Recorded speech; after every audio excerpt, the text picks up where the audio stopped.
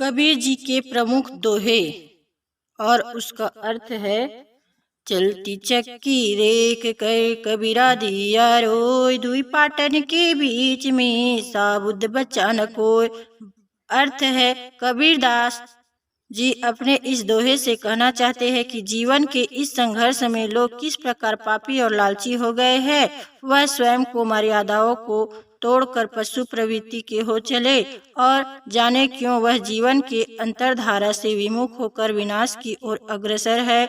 वह कहते हैं कि क्यों लोग जीवन के इस भवसागर के पार नहीं जा पा रहे और अपना जीवन सब व्यर्थ गंवा रहे। बुरा जो देखन में चला, बुरा न मिलिया कोई, जो दिल खोजा आपना, मुझसे बुरा न कोई। अर्थ है, जब मैं इस संसार में बुराई खोजने चला तो मुझे कोई बुरा न मिला। जब मैंने अपने मन में झांक कर देखा तो पाया कि मुझसे बुरा कोई नहीं है।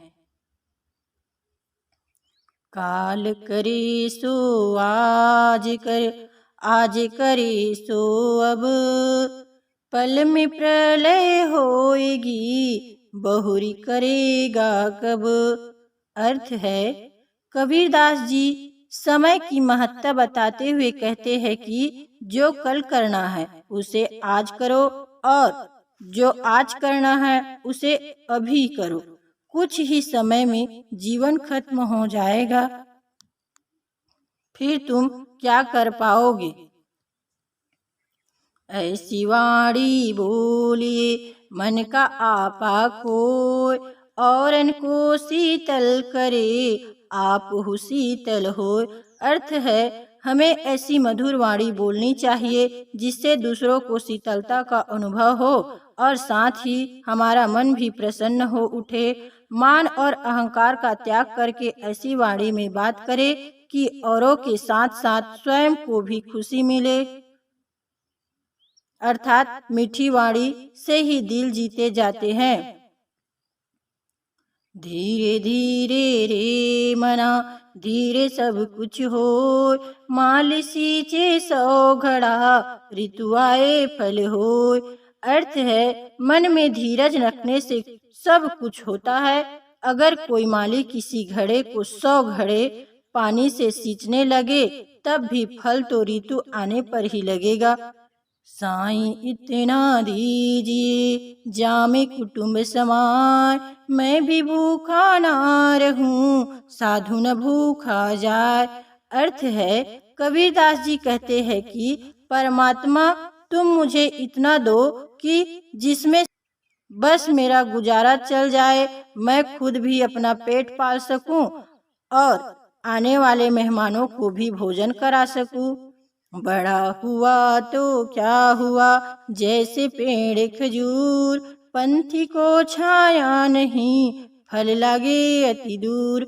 अर्थ है, खजूर के पेड़ की भांति बड़े होने का कोई फायदा नहीं है, क्योंकि इससे ना तो यात्रियों को छाया मिलती है, ना इसके फल आसानी से तोड़े जा सकते हैं। अर्थात बड़प्पन के प्रदर्शन मात्र से किसी का लाभ नहीं होता। जो तिल माही तेल है, जो चकमक में आग, तेरा साईं तुझी में ही है, जाग सके तो जाग। अर्थात अर्थ है, कबीरदास जी कहते हैं, जैसे तिल के अंदर तेल होता है और आग के अंदर रोशनी होती है, ठीक वैसे ही हमारा ईश्वर हमारे अंदर ही विद्यमान है। अगर ढूंढ सको तो ढूंढ लो। मांगन मरत समान है, तो ही दिए मैं सीख, कहे कबीर समुझाए कि मति कोई मांगे भीख। अर्थ है, मांगना मृत्यु के समान है। मैं तुम्हें यह शिक्षा देता हूँ। कबीर समझाकर यह कहते हैं कि कोई भी कभी भीख मत मांगो। कबीर परिश्रम के जीवन यापन की शिक्षा पर बल देते हैं। भगवान ने हमें हर तरह से सक्षम बनाया है। हम अपनी जिंदगी अपने मेहनत से व्यतीत कर सकते हैं, लेकिन कुछ लोग आसान रास्ता हैं मांग के अपना जरूरत पूरा करना। मांगना सिर्फ वो नहीं जो भिखारी सड़क पर मांगते हैं, परंतु जब हम अपना काम पूरा करने के लिए किसी के सामने हाथ फैलाते हैं जो हम मेहनत से भी पूरा कर सकते हैं, यह भी भीख मांगना होता है।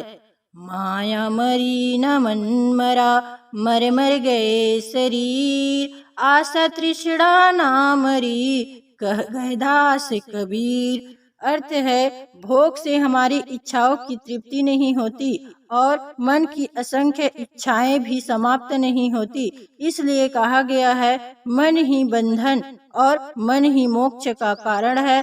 साधना कर मन को विषयों के आकर्षण से अनासक्त करना, यह एकमात्र उपाय है। शरीर के वृद्ध होने तक मन कितना भी माया में लिप्त होकर उसका उपभोग करे, मन की आसक्ति कम नहीं होती। अतः साधना कर इंद्रियों का निग्रह करना यह एकमात्र उपाय है। कबीरा खड़ा बाजार में, मांगे सबकी खैर, ना काहू से दोस्ती, ना काहू से बैर। अर्थ है, इस संसार में आकर कबीर अपने जीवन में बस यही चाहते हैं कि सबका भला हो और संसार में यदि किसी से दोस्ती नहीं तो दुश्मनी भी ना हो। कबीरा मन निर्मल भया, जैसे गंगा नीर, पाछे लागे हरि फिरे, कहत कबीर कबीर। अर्थ है, अगर आपने अपने मन को पवित्र बना लिया, आपको खुद भगवान ढूंढेगा। आपको फिर भगवान को ढूंढने की जरूरत नहीं। आपका मन अगर पवित्र रहेगा तो भगवान आपके पीछे आएगा। पोथी पढ़ी पढ़ी जग मुआ, पंडित भयान को, ढाई आखर प्रेम का, पढ़े सुपंडित हो। अर्थ है, बड़ी बड़ी पुस्तकें पढ़कर संसार में कितने ही लोग मृत्यु के द्वार पहुंच गए, पर सभी विद्वान न हो सके। कबीर मानते हैं कि यदि कोई प्रेम या प्यार के केवल ढाई अक्षर ही अच्छी तरह पढ़ ले, अर्थात प्यार का वास्तविक रूप पहचान ले, तो यही सच्चा ज्ञानी होगा। दुख में सुमिरन सबे करे, सुख में करे न कोई, जो सुख में सुमिरन करे, दुख काहे को होय।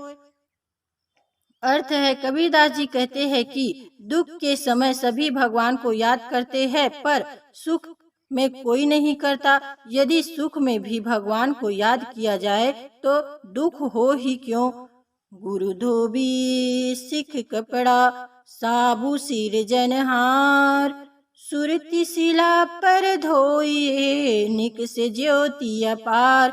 अर्थ है, यदि शिष्य कपड़ा है वह भी मैला तो गुरु धोबी के समान है। जैसे धोबी शिला पर पटक पटक कर कपड़े की मैल काटता है और उसका रंग निखार देता है, वैसे ही सूरत की कला सिखाकर यानी प्रभु से जोड़ने की सुमरन कला देकर गुरु भी शिष्य के विकारों रूपी मैल को काट देते हैं और इसके भीतर आत्मा का प्रकाश जगमगाने लगता है।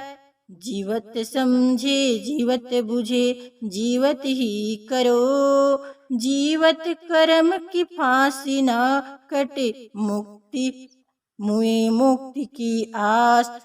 अर्थ है, कर्म की गति और मीमांसा बड़ी कठिन है, परंतु इनका इतना सत्य है कि कर्म वही है जो भगवान के अनुसार किया जाए, जो इस जीवन को मुक्ति करने के लिए किया जाए वही कर्म है। इस सब के अलावा जो किया जाए वह सब धंधा अथवा भोगने के साधन ही है। कोई जीवित ही समझ सकता है, जीवित ही जान सकता है, जीवित ही आशा कर सकता है। इस जीवन में यदि कोई कर्म की फांसी नहीं कटी तो मरने के बाद कुछ भी नहीं हो सकता। यानी इस जीवन में मुक्ति का कार्य नहीं किया तो मरने के बाद कुछ नहीं हो सकता, कुछ नहीं कर सकते। दोस्तों, नई और अच्छी अच्छी मोटिवेशनल, पारिवारिक, रोचक, दिल छू लेने वाली कहानियों और पौराणिक धार्मिक कथाओं को जानने के लिए आप मेरे YouTube channel voice of Nandini को सब्सक्राइब अवश्य करें, ताकि जो भी वीडियो अपलोड करूं वो सबसे पहले आपके पास पहुंचे। धन्यवाद। आप हमेशा खुश रहे, मुस्कुराते रहे। जय श्री राधे।